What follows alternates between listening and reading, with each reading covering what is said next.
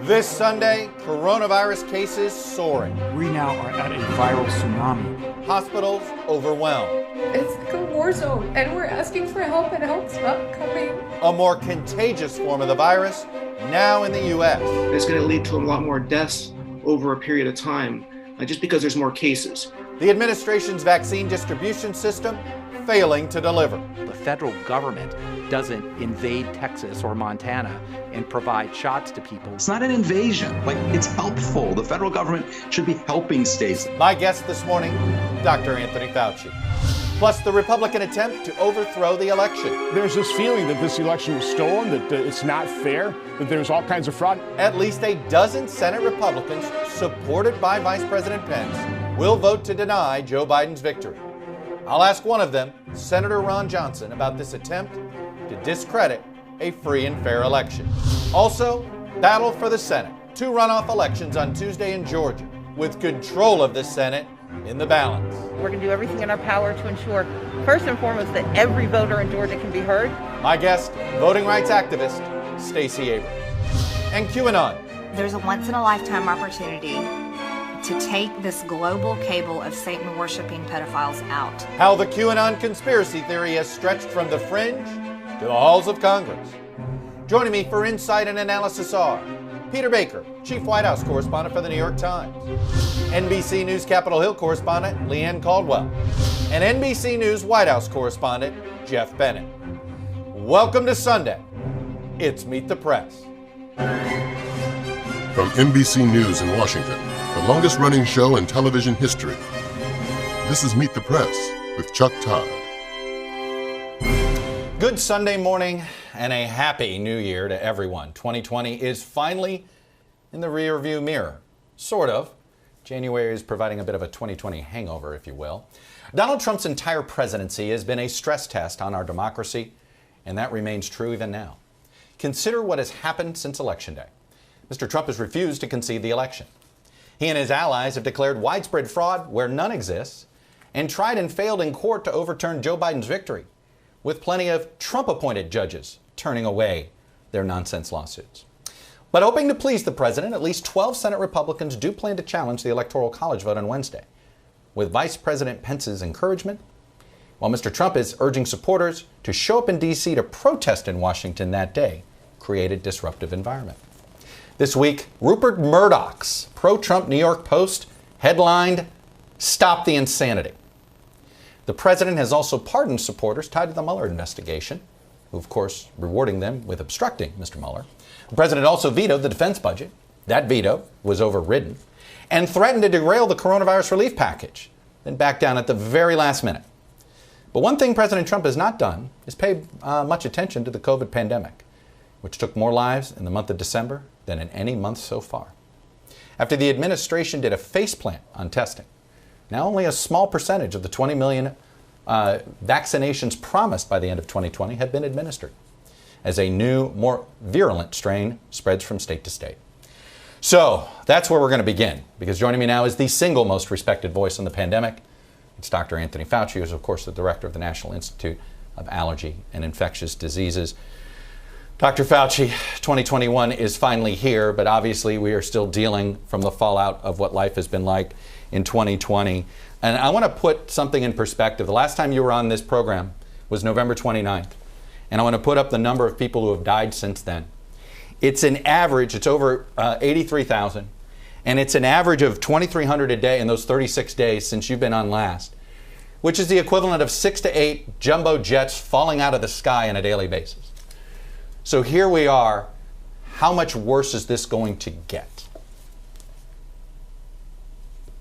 You know, Chuck, it could and likely will get worse in the next couple of weeks, or at least maintain this very terribly high level of infections and deaths that we're seeing. And the reason is that, you know, we're in that situation that we predicted a few weeks ago as you get into the holiday season and people have done a considerable amount of traveling. There's been congregate settings where people innocently and understandably were gathering for social and family get-togethers against the advice of public health officials like myself, even though it's very difficult to do that when you have a family-oriented season. And then you have the cold weather, people doing things indoors much more than outdoors.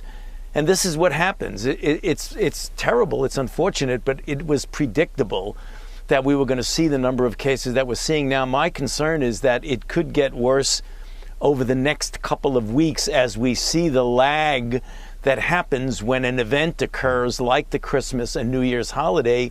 You usually have a couple of week lag before you see an additional uptick of cases, which is always followed by hospitalizations and deaths. So things are bad enough as they are right now with the numbers that you mentioned, which are really terrible, but it could get worse.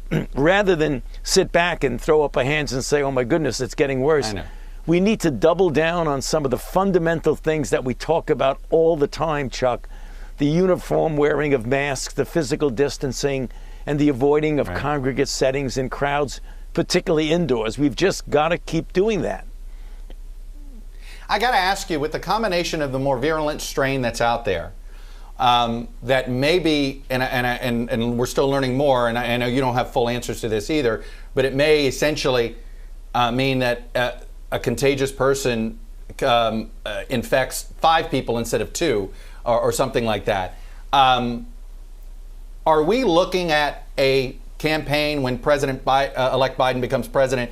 Are we going to need to do another 15 to 30 days, stop the spread, maybe do a partial lockdown between that issue and obviously what's happening now? And it looks like hospitals, they were overwhelmed in November, Dr. Fauci. What's going to happen at the end of January? Yeah. Well, I hope we don't have to do the lockdown because we all know, Chuck, how much COVID-19 fatigue there is of people just really being worn down with this. But we certainly need to enhance and make more uniform our public health measures.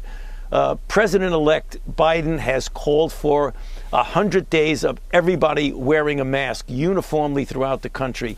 That's really a good start. The idea about locking down is something that you might have to do, but you want to avoid. In certain areas of the country, such as in California, which is really being stressed with regard to the hospital beds and the personnel who are really getting exhausted with the number of cases that are coming in, you may have to have, and they already have decided, on some form of lockdown in specific areas of the state or specific regions of the country. So that's not out of the question. We hope we don't have to do it countrywide because we feel that if you adhere to the public health measures, you can turn things around short of a uniform lockdown. Let's talk about this mutated strain here. Your level of concern about it, and I assume you're, like most other officials, you have to assume it's already running wild in this country. How long will it take you to know more about the danger of this new strain? Well, we're certainly following it very carefully and closely and taking it very seriously. A lot of experiences coming out of the United Kingdom, of England, which have had this right now dominating the spread of virus throughout their country. We've isolated multiple examples of the mutant being in this country. So there's no doubt it's here, and there's no doubt, given the efficiency of its ability to spread, that it's going to spread. What we're hearing from our UK colleagues is that although it does transmit much more readily than the standard strain, it does not appear to be more virulent, namely making people sicker or greater incidence of dying, nor does it seem to elude the protection that's offered by the antibodies that are induced by the vaccine. But we want to find that out for ourselves. So, I mean, we understand the data from the UK. They're very good. They know what they're doing. But we're going to study this very carefully ourselves. Bottom line, Chuck, getting back to what we mentioned a moment ago, the best way to counter this is to do the public health measures that prevent spread. That's the point. Regardless of what kind of strain you have circulating out there, you've got to adhere to the public health measures, and that will stop the spread of any strain. Let's talk about the vaccination process right now. You yourself have already called the rollout disappointing. We're obviously well short of the 20 million vaccination goal. You and I talked about this a month ago, and you had a lot of confidence in the vaccination system in this country would really kick in and work. what is your explanation of why the government's promise fell so far short? Well, Chuck, you have to look at it. There are multiple stages of this. There's the allocation, there's the shipping, there's the distribution, and there's finally getting in people's arms. I had a conversation a couple of days ago with General Perna, who was explaining that they had allocated 20 million. That's good. They've shipped about 14 million and they've distributed, namely to the individual clinics and hospitals and places who are going to be putting it in people's arms, to about 13 million. They had promised it was going to be 20. I asked why we're not at 20, and there was certainly a bit of a glitch, which he explained, but as we get into the first couple of days and first week of January, very likely we're going to hit that 20. So we're going to be somewhat behind by a few days. The real issue is getting it into people's arms. So we now have about 4 million, which is obviously below where we want to be. But if you look at the last 72 hours, there's been about 1.5 million administered into people's arms, which is an average of about 500,000 a day, which is better than what that 4 million over 20 million proportion tells you. So what I'm saying right now is that A, we're not where we want to be. We've got to do much better. But B, let's give it about a week or two into January to see if we can pick up momentum that was slowed down by the holiday season. So again, no excuses. We're not where we want to be, but hopefully we'll pick up some momentum and get back to where we want to be with regard to getting it into people's arms. A handful of other countries, Dr. Fauci, have decided not to hold back a second dose and fully vaccinate, but essentially, hey, use all the vaccinations that you got, get as many people a first shot as you can, and we'll worry about the second shot when we get the second shot. We're not doing that. Where is your head on that? And is there a point where you might say, look, I'm not fully in favor of it, but maybe it's better than a lockdown?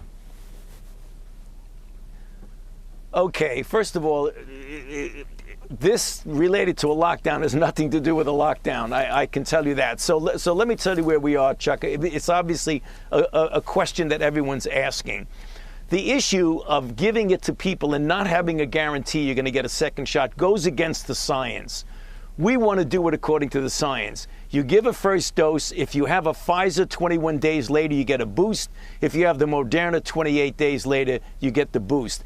The idea about stretching it out so you can give more people, that's if you have not enough vaccine and you have a lot of people lined up waiting to get a vaccine. That's not our problem now. We have vaccine. We need to get it into people's arms. So it really is the right solution to the wrong question. Right now, if we do it efficiently the way we've planned, it's much better than trying to stretch it out and not having a scientific basis of knowing what happens if you wait, instead of 28 days, you wait 50 or 70.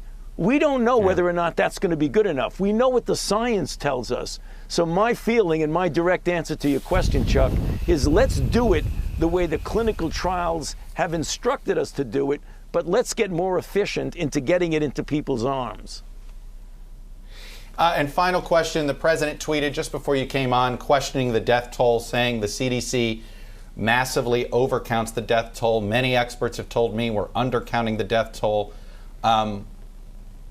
Where are we on this death toll? It's over 350,000. Are we overcounting in this country or undercounting, Dr. Fauci? The numbers are real, Chuck. You know, you're going to have some deviation plus or minus a bit, but the numbers are real. We have well over 300,000 deaths. We're averaging 2,000 to 3,000 deaths per day. All you need to do, Chuck, is go into the trenches, go into the hospitals, go into the intensive care units, and see what is happening. Those are real numbers, real people, and real deaths. Dr. Fauci, as always, sir, thank you. Happy New Year. 2021 couldn't get here fast enough. And let me just say, for a lot of us, we can't wait to get those vaccines. And I see you took one and you're fine, correct? I'm good. I'm fine. Very, very little problem. Just a little ache in the arm, and that was it. We're good. If it's good enough for you, sir, it's good enough for me and my family. So thank you, Dr. Fauci. Turning now to the other big story this morning, the Republican effort to delegitimize Joe Biden's election. 12 Republican senators and senators-elect say that they will reject the election results of swing states won by Joe Biden until an audit of alleged fraud is completed. They now have the support of the vice president. None of this has any chance of actually overturning the election. There was no widespread fraud, number one, but looks like it's being done to curry favor with President Trump and his supporters. And among the senators taking part is Ron Johnson of Wisconsin. And to his credit, he's agreed to join me this morning. Senator Johnson, welcome back to Meet the Press. So I want to start with this. Last month, you told a newspaper in your home state that you would not object to the Electoral College certification, quote, unless something surfaced. There have been 57 cases filed by the president or his allies. Not a single court has found a single instance of fraud or any of this evidence seen as legitimate. So what has changed to suddenly put you on the side of questioning the results of this election, sir? Well, good morning, Chuck, and Happy New Year. Let me first respond on COVID. I think our greatest failure in responding to COVID is we've completely ignored early treatment. And we've actually vilified doctors who have had the courage to practice medicine and treat patients with widely available repurposed drugs. So I just have to point that out. We've utterly failed from that standpoint. To answer your question, I would ask that all your listeners, ask our critics to actually read the letter. One of the points we make is that we are not acting to thwart the democratic process. We're acting to protect it. The fact of the matter is that we have an unsustainable state of affairs in this country where we have tens of millions of people that do not view this election result as legitimate. We've just come off of 4 years where the other side refused to acknowledge the legitimacy of President Trump. And here we are again. And what we're saying is we need transparency. And you do not, when you're trying to investigate wrongdoing in elections, you don't have very much time. And so what we're suggesting is let's set up a commission as they did. I know it's a long time ago, 1877, but let's take a look at a bipartisan commission to organize all the allegations. Certainly what I did in my hearing is a 3.5-hour hearing. We barely scratched the surface, but organize the allegations. Let's take off the table the ones that have been explained, but also acknowledge the problem areas that have not been explained so that we can restore confidence in our election system. This is an unsustainable state of affairs right now. Yeah. And that's all we're saying is as long as somebody's going to be objecting to this and we're going to be taking a vote, let's propose a solution in terms of transparency, investigation with the commission. All right, Senator, I want to quote Senator Ben Sasse for you. Because what you're alleging is essentially you and your colleagues have created this controversy. So right now we are locked into a destructive, vicious circle in some ways, as you kind of outlined, which is you made an allegation that there was widespread fraud. You have failed to offer specific evidence of that widespread fraud, but you're demanding an investigation on the grounds that there are allegations of widespread fraud. So essentially, you're the arsonist here. President Trump is the arsonist here. You've started this fire, and now you're saying, whoa, look at this. Oh, my God. All these people believe what we told them because you didn't have the guts to tell the truth that this election was fair. Chuck, this fire was started back in January of 2017. People like Mark Zaid, in his tweet, the coup has started, first of many steps, rebellion and impeachment to follow ultimately.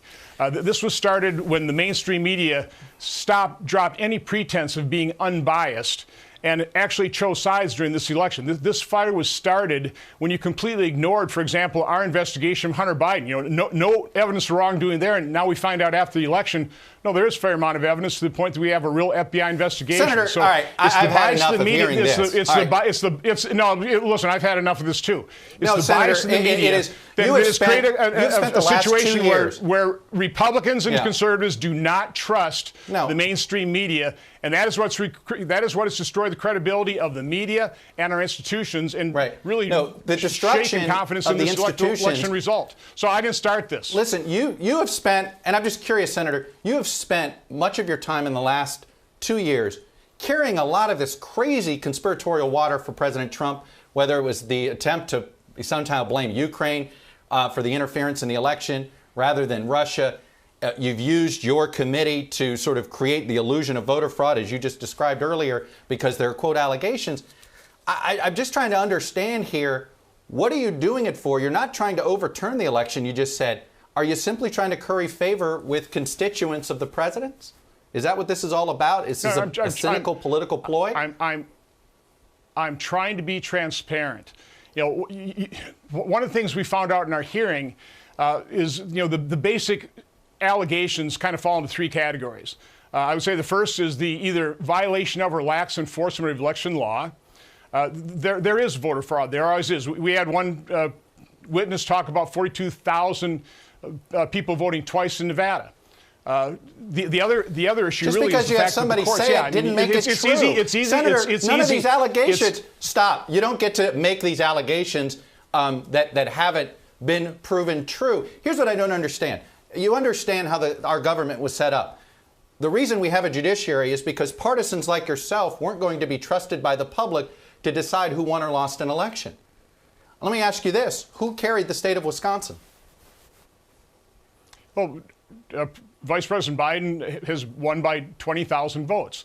But there are also issues in Wisconsin. One of the things I point out and was revealed in our hearing is I entered in the record 3 letters written by congressional Democrats to the voting machine manufacturers. Now, at that point in time, I didn't hear Chuck Schumer call it quackery or conspiracy theory or, a ridiculous charade. But that's exactly how he attacked my hearing that I thought was a really good hearing that laid out some of the issues. We had Chris Krebs testify. Chris Krebs said, this is the most secure election. But in our hearing, he actually admitted, he wasn't talking about potential fraud. He was just looking at hacking. He also admitted that some of these election and tabulation machines are hooked up to the internet, which privately told me that wasn't the case. So again, I didn't criticize Democrats when they were talking about potential hacking of voting machines, but now it's quackery, now it's conspiracy theory. That's the problem, Chuck. There's a double standard here, and we are not being transparent, and we are dismissing the concerns of tens of millions of Americans. Again, I didn't light this fire. This fire was lit over 4 years ago, and we have destroyed the credibility you have destroyed the credibility of the news media by your bias, and of course, people like James Comey, Andrew McCabe, John Brennan destroyed the credibility of the FBI and our justice system as well. We have an enormous problem in this country. It's unsustainable, and the only way you solve it is with information and transparency and hearings and investigations. It's not quackery. It's not conspiracy theory. It's what's going to be required. Let me ask you this. Then why didn't you hold hearings about the 9/11 truthers? There's plenty of people who thought 9/11 was an inside job. So what you're basically saying is that there's enough people who believe in a conspiracy theory. If there's enough people who hold, I figured was the most relevant issue. You're going to do it. How about the moon landing? Obviously, are you going to hold hearings on that? What I would like to hold hearings on, what I was talking about, and why did we not spend hundreds of billions of dollars exploring early treatment? Why did we vilify doctors who had the courage to treat COVID patients, practice medicine, try and find available, cheap, repurposed drugs to do so? Why? I'd love to hold hearings on that. There are all kinds of things that I'd like to hold hearings on. You have to kind of pick and choose based on priorities. Right now, we have this election. We've got tens of millions of Americans that think this election was stolen. We need to get to the bottom of it. Again, what's explained, we need to explain it, get that off the table. But we also have to acknowledge there were some real problems here. There's some issues that need to be explored and investigated. You got to ask yourself, when you tell people a million times that something was stolen or something was fraud and then they believe it, I think you need to look in the mirror and ask yourself why so many people believe it. Chuck, you need to look in your mirror and Senator Johnson, I've got to go. I appreciate you coming on. Collusion with the Trump campaign hoax. That is what you did in the media. You carried that water for years. You destroyed the credibility of the press. Senator Johnson, other than crediting you for coming on, I appreciate that, because only 2 of your colleagues had the guts to say yes this weekend about this conspiracy theory that you're working on. Thanks for coming on. That I appreciate. When we come back, I'm going to talk to voting rights activist Stacey Abrams about Tuesday's Georgia Senate elections and control of the Senate, which is at stake. Welcome back. Control of the United States Senate will be determined in 2 runoff elections on Tuesday that have already set records for fundraising. Republican incumbents David Perdue and Kelly Loeffler, top of your screen, are running against Democratic challengers Jon Ossoff and Raphael Warnock. And no one has done more to register new Democratic voters and fight real voter suppression than Stacey Abrams, founder of the voting rights organization Fair Fight. And Stacey Abrams joins me now. Ms. Abrams, apologies, I'm going to have a little shorter segment than I wanted because of what I had to do with the previous interview. But I want to begin with with President Trump's recent tweet attacking your former opponent in 2018, Governor Kemp, essentially calling for his resignation, alleging he calls it a puppet, says they're disasters for Georgia, won't let, quote, professionals get anywhere near Fulton County. Could you have scripted President Trump's behavior any better to help the Democrats in your efforts to turn out voters? I mean, if anything, he is dividing the Republican Party. I don't think our focus should be on the internecine fights happening with the Republicans. My mission and the mission of Jon Ossoff and Raphael Warnock is to turn out every Georgian who wants relief from COVID-19, who understands $600 is not going to get a family through the winter. We need jobs. We need access to justice. We need real health care in Georgia and across the South.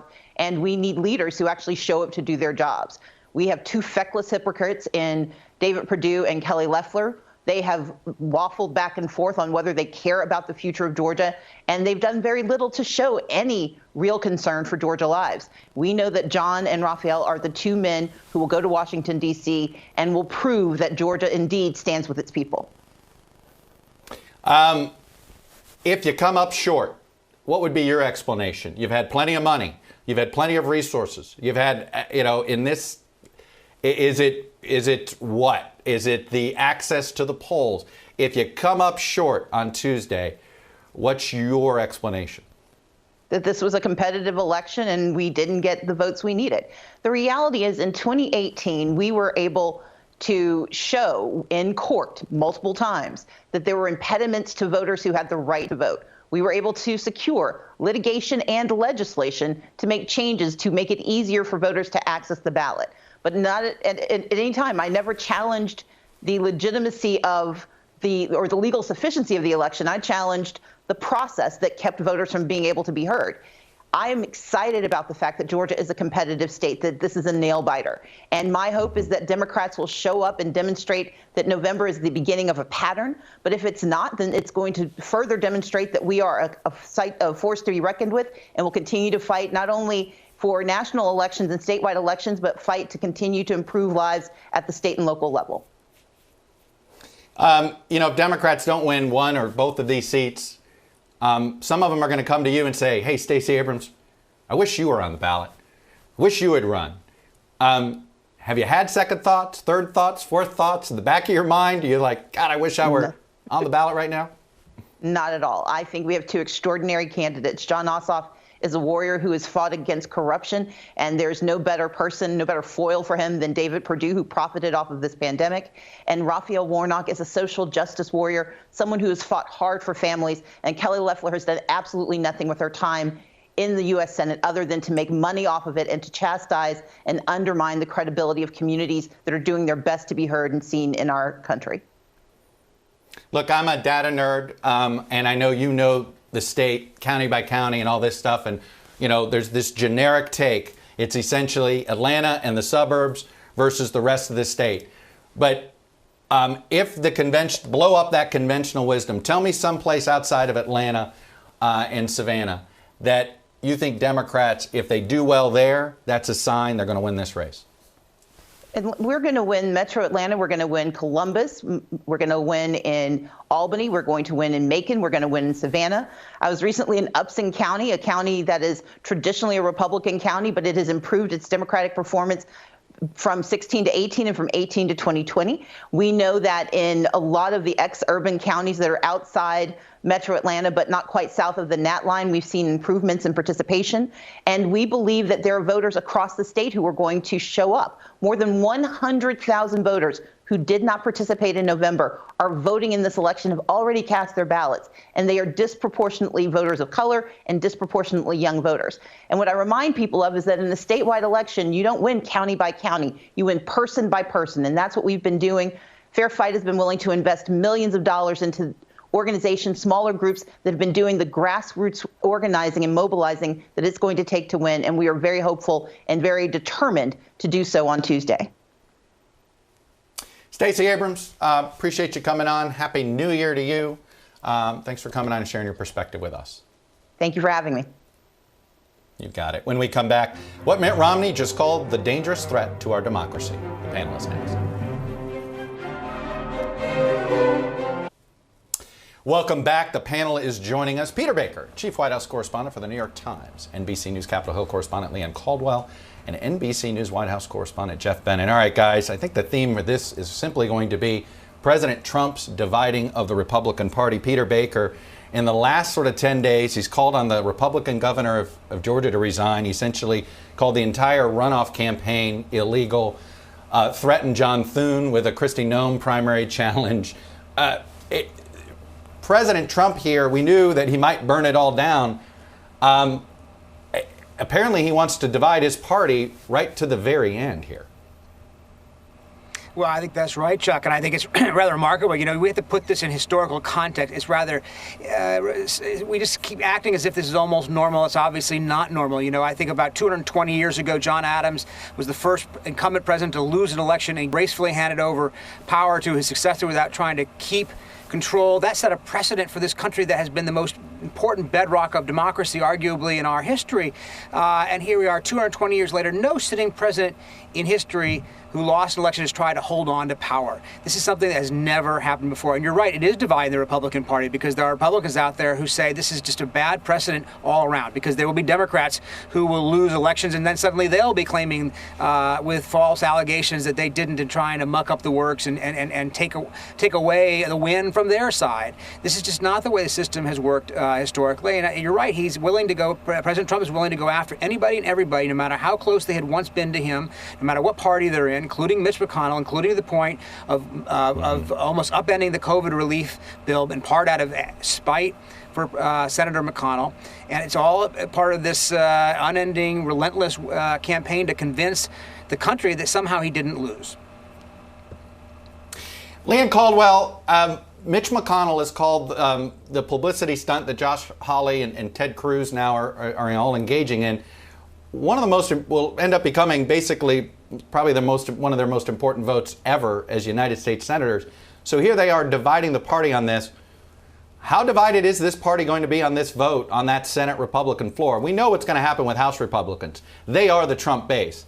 But Senate Republicans are not. Will half vote against the president or not? So, Chuck, I've been talking to my sources all weekend, and there's a couple things. This group following Ted Cruz, they haven't yet decided how many states or which states they're going to object to and how they perhaps might vote. All these things are still under discussion. A lot of sources I've also been talking to, none of them say that the outcome is going to change at all. So what's going on here? And it is that Trump has a tremendous shadow over this party, and a divided party, a divided country only benefits the president. And there's a lot of electoral politics that are coming into play here, especially with Trump's grip on the Republican base, on conservative voters. It's not just 2022, the midterm elections, but it's looking ahead to the 2024, the presidential election as well, with people like Josh Hawley, Ted Cruz, who are perhaps possibly going to jump in that race, and even Vice President Mike Pence, who's going to have a big role on Wednesday. Chuck. Geoff, what's the end game for President Trump? What's his end game here? The end game is as it's always been, which was to find some off-ramp from this election to emerge as if he's not the loser. It has now resulted in the president trying to undermine a free and fair election. And it's an objective fact that the election results have been counted, recounted, certified, and litigated multiple times. President Trump and Republican allied groups are on the receiving end of about 60 court losses. And to Leanne's point, this gambit planned for Wednesday isn't expected to change the election outcome beyond, potentially damaging our democracy and damaging our standing in the world. And I've talked to some, establishment Republicans who are concerned that this fissure could create, on the one hand, a Trump party and a Republican party. And if that crack in the party hardens, and if that continues, it'll be hard, if not impossible, for Republicans to win swing states or swing seats because there just aren't functionally enough Republicans to support a party that's effectively split in two. And then on the other side, I've been covering the Biden transition from the very start in Wilmington, and there are concerns among Democrats that not only will this sort of leave this lie in the minds of millions of Trump supporters that Joe Biden is somehow not a legitimate president, it'll also make it increasingly difficult for a President Biden to get Republicans who support Donald Trump to buy into what Joe Biden is pushing to fight COVID. For every American to wear a mask, for every American to get vaccinated, not just once, but twice, Chuck. Peter Baker, if Democrats sweep the Senate seats on Tuesday in Georgia, the fallout, I mean, it's painfully obvious to any observer without a partisan hat that it will be Donald Trump will be the main reason why this happened. Maybe you could say Mitch McConnell is a secondary sort of boogeyman source there. But I imagine this will accelerate the divide inside the party, right? Well, you would think so, right? Because Republicans did pretty well in the November 3rd elections, all things considered, except at the top, right? They gained seats in the House. They held on to the Senate, even though they had more vulnerable members than the Democrats did. And so to lose these 2 Georgia seats in a state that, frankly, is still pretty Republican, even if it's trending now more Democratic than it had been in the past, would be a pretty big blow. It would leave them outside of power, both in the House and the Senate. It would leave Biden and the Democrats in control of all 3 of those, institutions.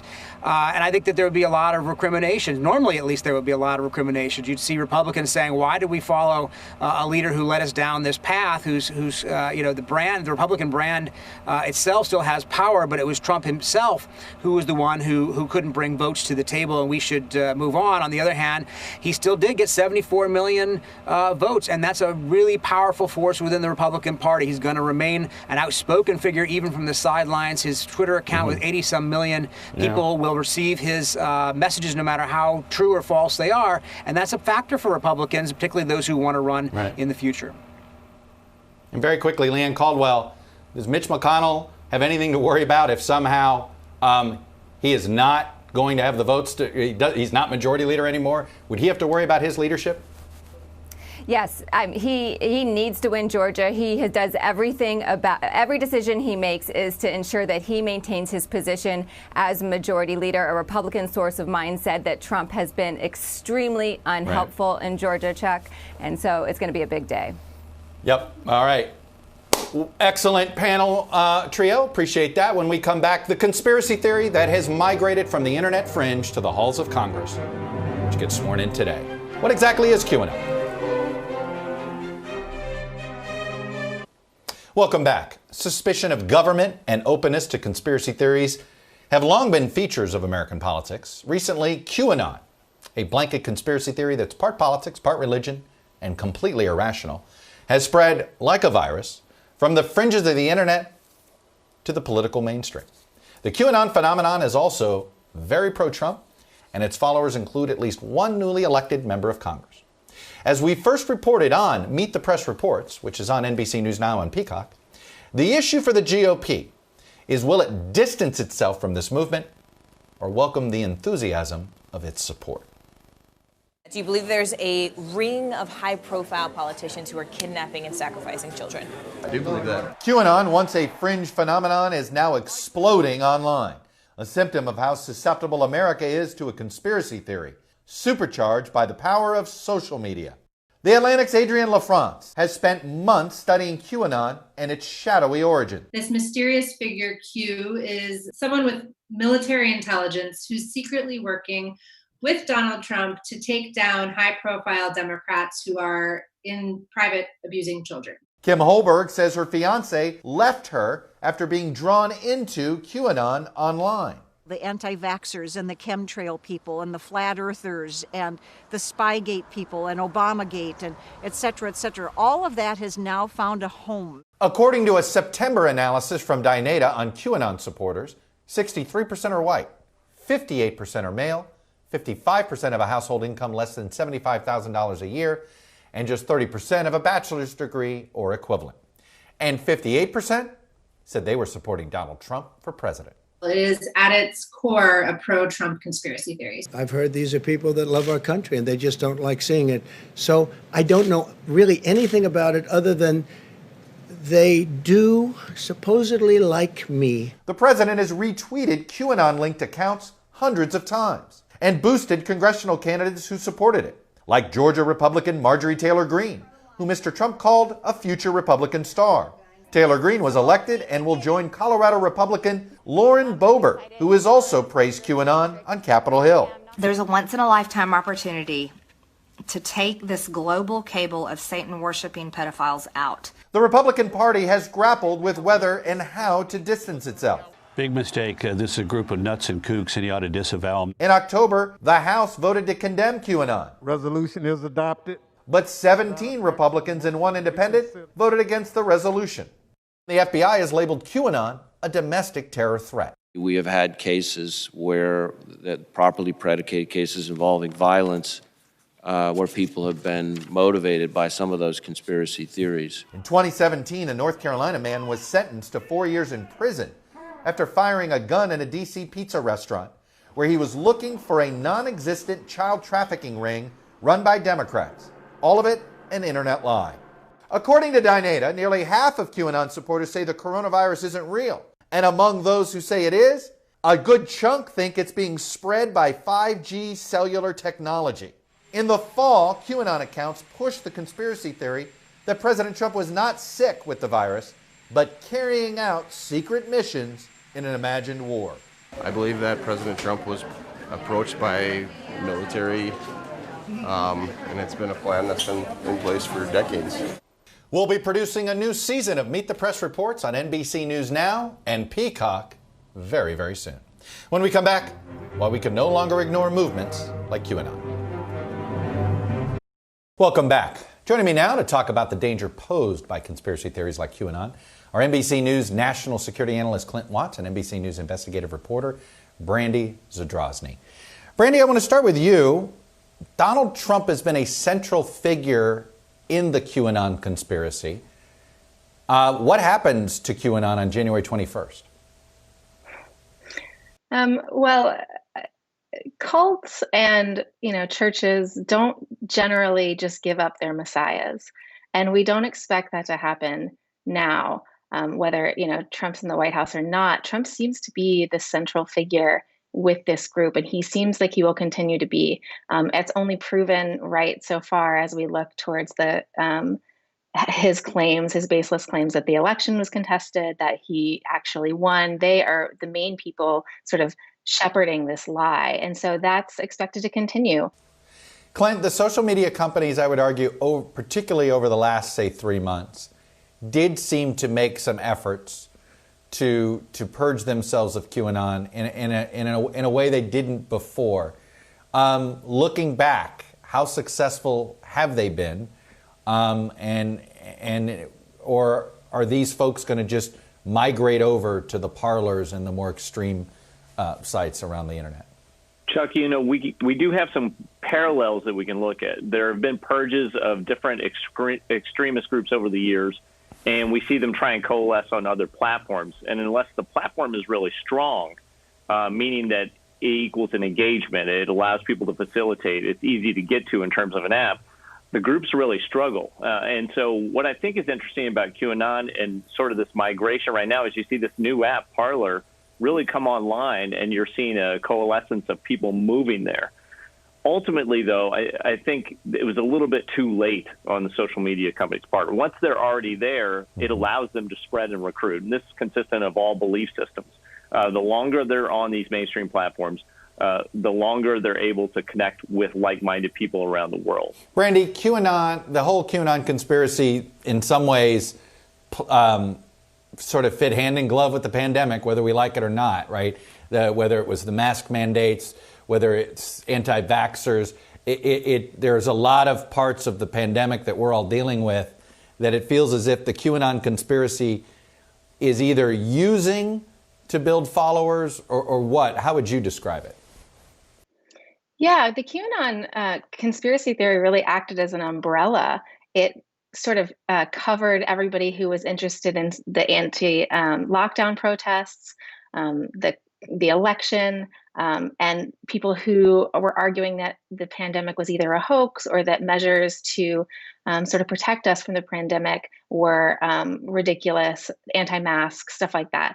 And what happened was, we study this on Facebook using this tool called CrowdTangle, and we could see the membership spike in March during the lockdown orders. So we would watch these QAnon groups before the platforms got rid of them, and we saw it worked like a line. And then right in March during the lockdown orders, you saw a crazy spike, and those just continued. And that happened in anti-vaccination groups and QAnon groups, and we saw this incredible overlap. The biggest anti-vaccination group actually became explicitly a QAnon group that had hundreds of thousands of members. And then we saw it spread to Instagram. We saw, these really flashy posts. Someone calls it pastel anon, but it's lifestyle influencers, mommy bloggers, fitness gurus, alternative health people. And over the summer, we even saw QAnon protests in some 200 different cities across the country. So we just saw it blanket everything.